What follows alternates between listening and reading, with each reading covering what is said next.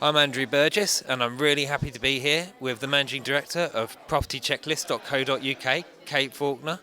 How are you doing today? I'm good, thanks. How are you? Yeah, brilliant, thank you. I'd just like to ask you specifically, what are your opinions on the property training industry as it stands at the minute, wealth creation industry and debt?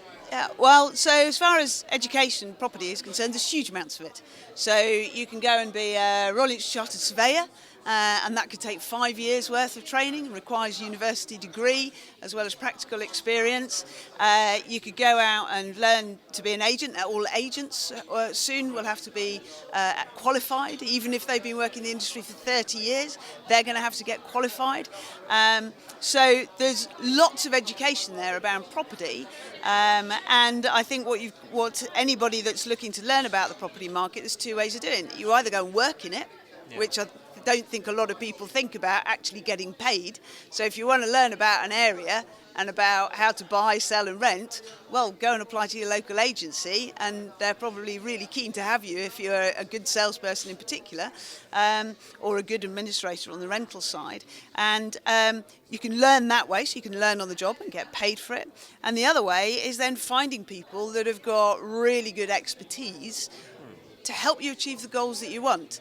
And I can tell you now, the bit of education that most property investors need is to learn first, before they do anything, what are the objectives they've got.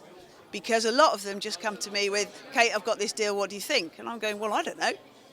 What do you want to achieve? Do you want income? Do you want capital growth? So if you're looking at doing education, don't even start doing anything until you've really understand what your objective is. Then go and see if you can find a job and get paid to learn. And if you can't do that, or you don't want to do that, go and have a look to see who are the best people around that can educate you. Yeah, this is my, just a little discussion I was going to have. This is my personal opinion. Lots of these property educators that I've seen on some of the events have been kind of pushing people, I feel, towards like up north properties with less capital appreciation, or pushing them onto stress buyers in what I would consider, in my personal opinion, less than ethical terms and things. It's quite an industry that's going on, and you obviously is teaching the sort of dynamics of it along with the sort of rules and ethics. What advice would you give someone who's actually looking to select a trainer? Like, what should they be looking for in that person? Well, I think really what you've got to look at doing is somebody that has the experience of getting from their goal from A to B in the same way that you want to do that. If it looks too good to be true, it is too good to be true.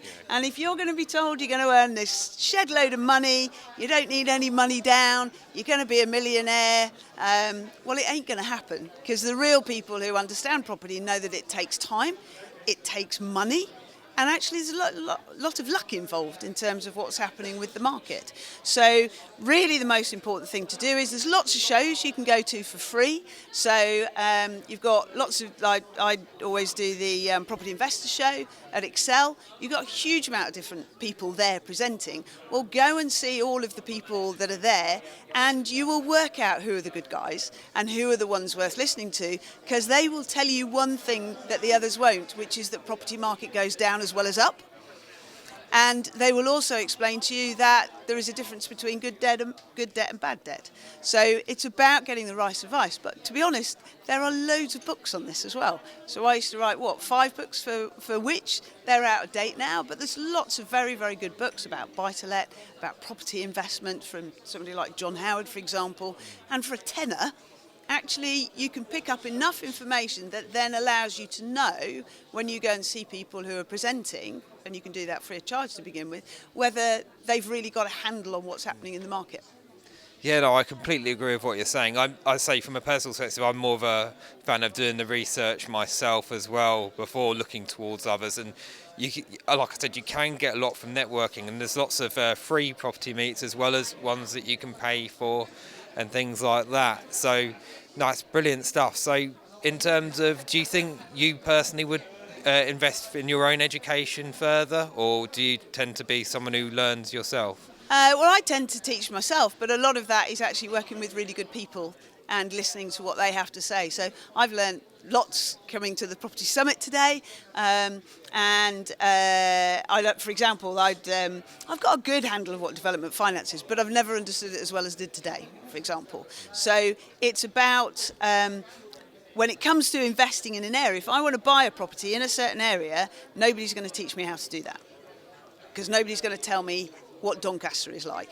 So if I want to do it, I'm going to go and do it myself. I'm going to look at the inward investment plan for that area, so I know what the local ambition is for that area, and then I'm going to go and look at the local plan, so I understand the supply and demand, and then I'm going to find out who are the best agents in that area, who's a good surveyor in that area, who have somebody finance, they don't have to be localised, but I want the best people on the ground that can tell me, Kate, you're looking at that 3-bed property on that road, it's a rubbish buy. Or Kate, you're looking at that 2-bed, that's an absolute cracker for that price. That's the kind of work that I would want to do if I was investing in property. A lot of it is on you.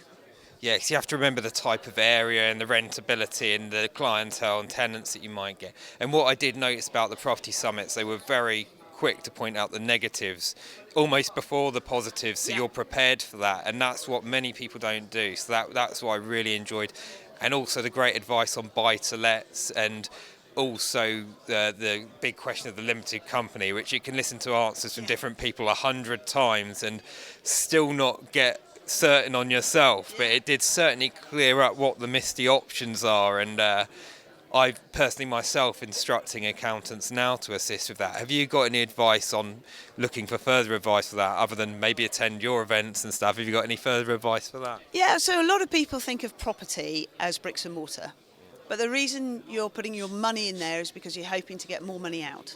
So it's actually got nothing to do with property to start off with. Firstly, if you're adding wealth to your own money that you're earning, be it a salary or other assets that you have, you've got to take tax advice. Yeah. So the first thing I tell anybody to do is, if you want to get into property, even if you're just adding one extra property, first person you go and talk to is a tax person. You then need to talk to an independent financial advisor, so you get very clear on what your objectives are, and so that you can understand, where is my money best placed? Is it property, or would I be better putting it off in a pension or some other financial investment? Because property is not going to be right for everyone. And I think that's important. It's not the days now where you put the money in and it'll suddenly grow and you'll all be fantastic. So those days have gotten over. So it's really important to get the right advice, and the two first people to help you are tax people and independent financial advisors, because investing in property is about money first, and it's about bricks and mortar second. So and the thing I also like about the tax guys and the IFAs is they are regulated, and they have to be trained all to a certain standard. Yeah. So they're the right people to talk to. And if you get on the right path at the start, then you'll carry on the right path as you go.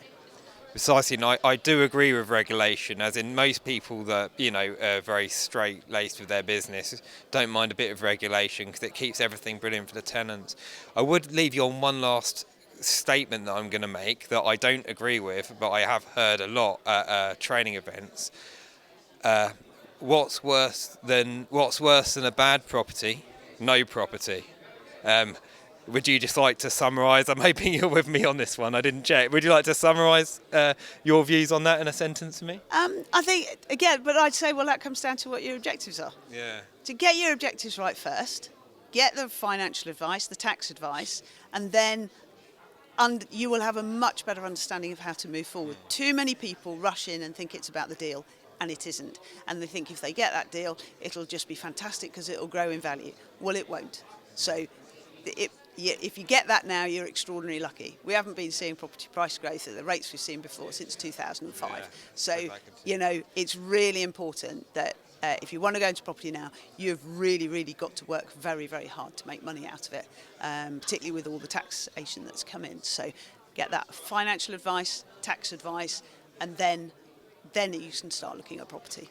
Yeah. Well, Kate Faulkner, thank you for your interview. All right, thanks. Thank you.